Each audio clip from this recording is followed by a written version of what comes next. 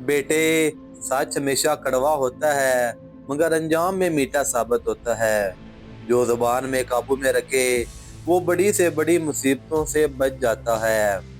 नेकी कभी जाया नहीं होती, चाहे कोई देखे या ना देखे। अच्छे दोस्त जिंदगी का सरमाया होते हैं और बुरे तबाही का दरवाजा। बेटे, गरूर करने वाला हमेशा नीचे गिरता है। इंसान की असल कीमत उसकी जुबान और किरदार से पहचानी जाती है।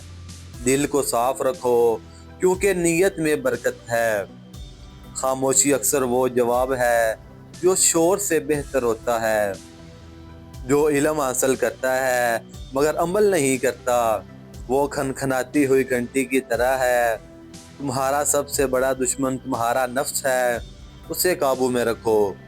लोगों से वैसा ही सलूक करो जैसा तुम अपने लिए चाहते हो।